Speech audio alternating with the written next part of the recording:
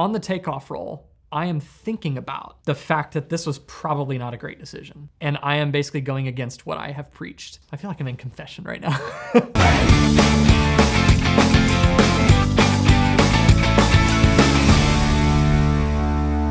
I've had a lot of stories over the years that kind of, in the videos I preach like proficiency and all this kind of stuff, making sure you're not complacent and you don't let your hazardous attitudes get the best of you. And this is one particular time, actually reasonably recently, it's like in the last 6 months, when I allowed the whole Get-There-Itis thing to kind of take over with me. And I think I let my ego into the pilot's seat for a hot second there, and it ended up scaring me out of my wits, and I silently debriefed myself the entire way home after that for the rest of that 2-hour flight.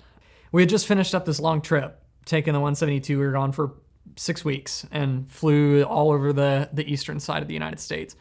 Finished up in the Bahamas, come back to Florida, and I'm heading solo from Orlando to San Marcos, Texas, and made a couple fuel stops that day. Weather's been pretty smooth sailing, as the afternoon rolls on. It's August 31st or something like that, right at the end of August. So you know how the weather is, especially in the South that time of year. Along the Gulf Coast, it's humid. It's perfect environment for thunderstorms in the afternoon as the temperature rises. So afternoon thunderstorms kind of start to crop up. No big deal. Got ADS-B, Sirius XM, NEXRAD, all that kind of stuff, and I'm VFR. So I'm looking at where I'm going and happy to divert if I need to. I'm staying on top of everything and slowly getting higher. I think I eventually got up to 11,000 feet before it was time for me to start coming down into my second fuel stop. I had already stopped in Alabama. And descending into my second fuel stop, which was Liberty, Texas. It's real close to Beaumont, almost the Louisiana state line. I'm kind of picking my way through the tops of the clouds, and I'm VFR. I'm just on autopilot, steering with the heading bug, just kind of moseying my way through the clouds coming down. Again, no big deal. It got a little bumpy in a couple places, just kind of, scooting closer to the cumulus and stuff. Got below the weather. Had a little bit of rain hitting the windshield. I'm in kind of some light rain, but totally VMC. I've got a horizon. I can see all the rain shafts, and I'm dodging them.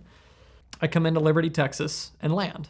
And there's a couple storms kind of that I passed and that are. It was hard to tell, and I think I could say it's hard to tell. That's probably a defense mechanism. It would have been easy to tell if I would have paid attention to it. Coming into Liberty, if I would have really watched the animation of NEXRAD, I should have been already thinking about my next leg, but I wasn't. I was thinking about picking my way around these storms, staying VFR and VMC, avoiding the bumps, everything, and then getting on the ground. I was not thinking ahead enough to get, going on my next leg safely. I should have been paying attention to which direction are these storms ultimately moving. I had been paying attention to them as I was in the descent, but once I got closer to my destination, Liberty, I wasn't really paying attention to that. I've got the airport in sight. I'm dodging this rain shaft, that rain shaft. I got it in the bag. I'm about to enter the pattern. And wind is reporting calm. I'm going to get there well before the weather, no problem. I land. I get gas, run in, use the restroom real quick, come back out. And I'm kind of looking at the sky, and the wind has shifted just a little bit. It's maybe up to like 6 knots, something like that, kind of a direct crosswind. So no big deal.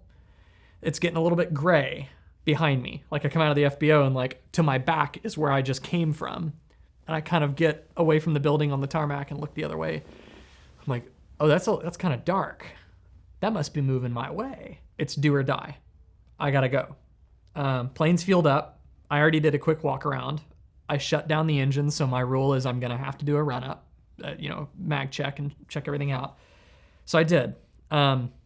Actually learned a phrase today.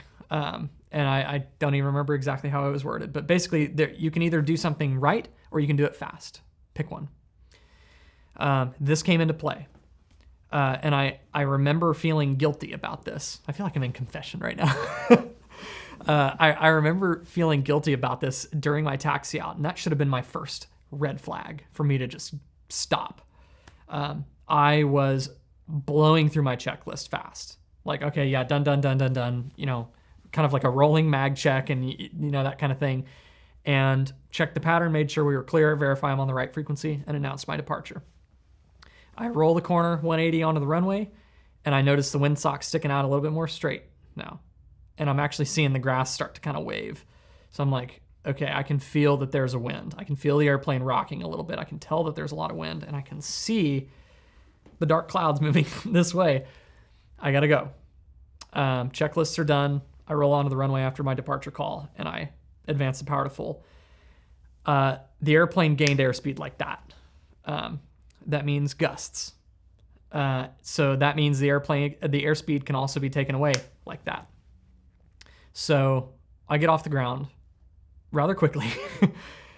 I push the nose down, and I'm in the 172 by myself, and I am on the takeoff roll. I am thinking about the fact that this was probably not a great decision, and I am basically going against what I have preached. And this was certainly not a proud moment, because I always try to be, like, do the right thing, even when cameras are not present, even when there's not a student present or whatever. Do the right thing when nobody's looking.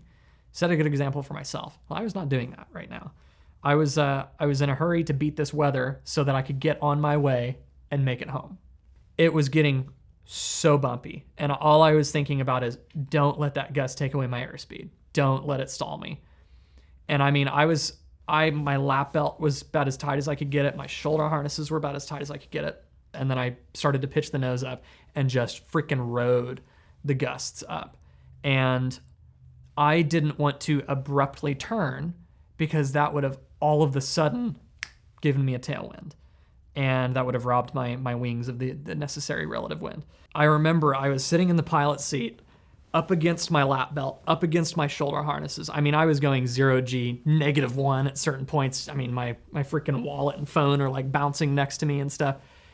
And I remember my feet were straight out, and I had my toes on the bottom of the rudder pedals, just keeping it coordinated. I was 2 hands on the yoke, because I mean, it was just getting violent. It was just incredibly windy.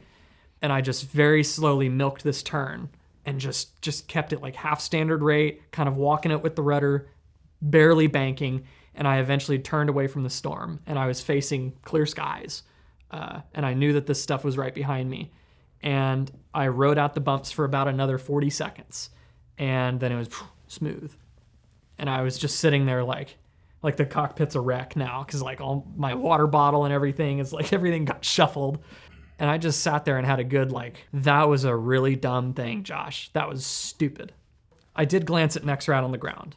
And this is part of me not planning properly, and not the whole thing of you can either do it right or do it fast. I was doing it fast. I opened up ForeFlight real quick and glanced at the next rad image. That next rad image, I didn't even look at it long enough to let it update. I saw an old image from 15 minutes ago, and I was like, that thing's 7 miles away, or 10 miles away, whatever, and it's slowly moving. The rain, it's not even going to start raining for another 15 minutes here. It was a long hour and a half after that, just sitting in silence with the autopilot flying me home, just thinking about how I very well could have killed myself there. I'm aware of the dangers of a thunderstorm.